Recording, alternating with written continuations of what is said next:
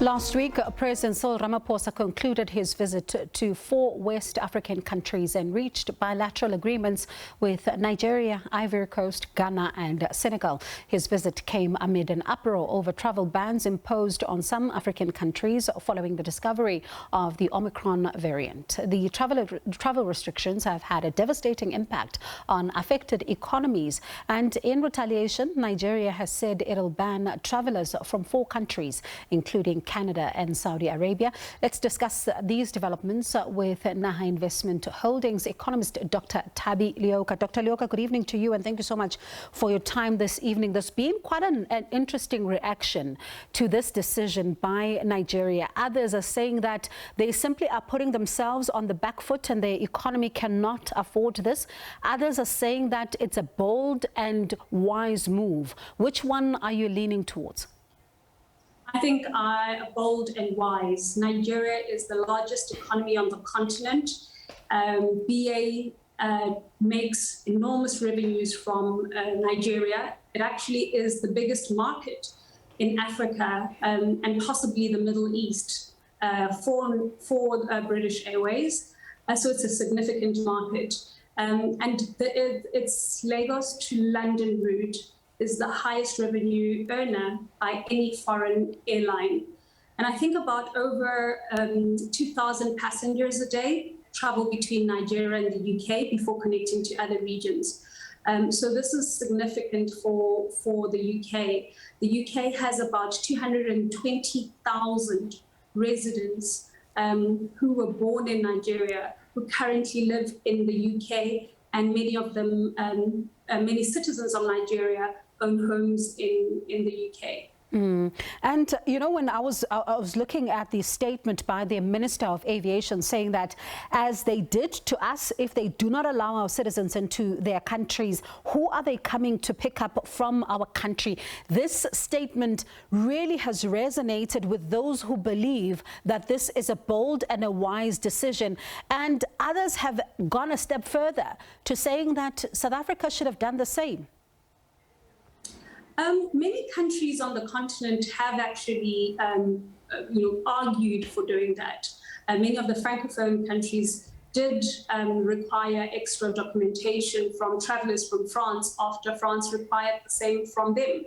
And I think that President Cyril Ramaphosa's trip to the West African region was very significant because it solidified Africa's connectivity, trade, dominance that we should have, not only on the continent as the countries that he traveled to, which are really significant countries, some of them, Nigeria being the biggest on the continent, but it did, and what he said in many of his meetings, especially the off-the-cuff comments, were amazing because he spoke on behalf of the continent, and he spoke on vaccine apartheid, he spoke on the might of the continent, and I think it sent a very strong message to many of the leaders in the Western world who basically thought that we will continue to be their lackeys. And President Ramaphosa, together with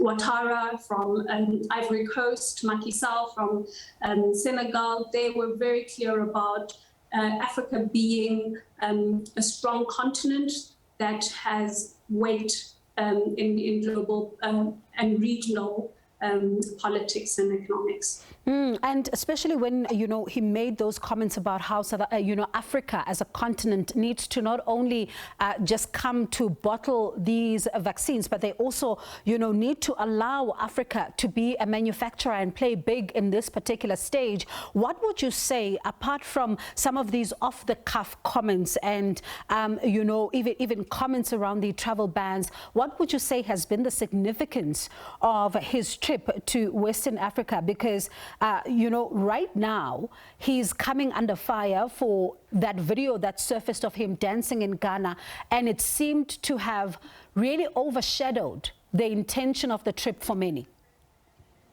I think the trip was very successful. Right now, I'm currently in Accra, and everybody's talking about how successful the trip was, how business people were so happy to see the president. When I talk to my colleagues and friends all over the continent who attended various conferences where the president spoke, they were highly impressed with the South African president. And so the message that he sent, especially the off-the-cuff comments, were incredibly received. And I think they sent a strong message to the Western world.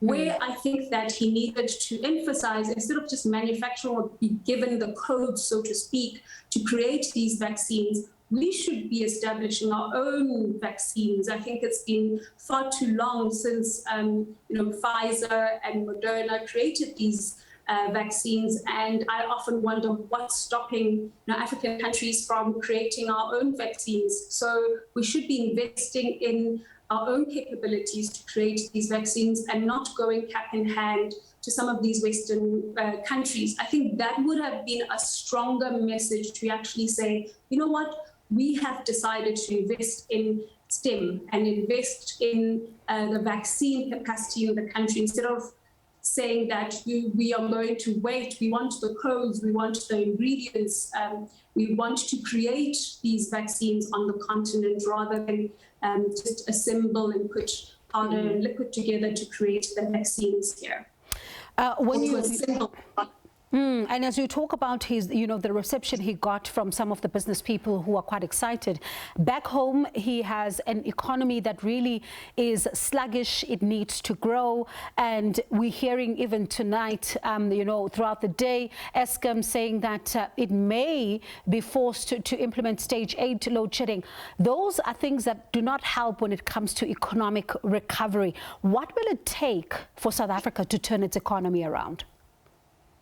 I think that South Africa is in a really, really difficult position. I don't have a positive outlook on the economy of South Africa. We've recently received the unemployment numbers that seem very, very dire, very bleak. I still don't get the sense from leadership in government that this is an urgency. They'll deal with this urgently, and this is actually a crisis. And I did read the report that was recently released by the panel that was put together by the Department of Social Development. And it does worry me that we are still not finding solutions to employ South Africans, and yet we want to lean on extending social welfare. Which for me is not a measure of success for a government. I think that the measure of success for a social welfare program is actually reduced to reliance on social welfare.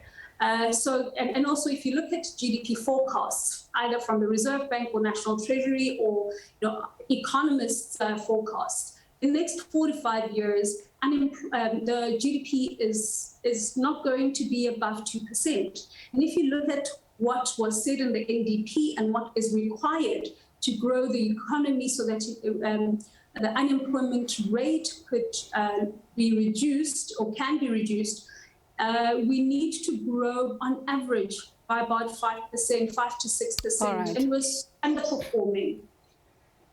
All right. Thank you so much for your time this evening. That was Naha Investment Holdings Economist, Dr. Thabi Leoka. Let's move to this now.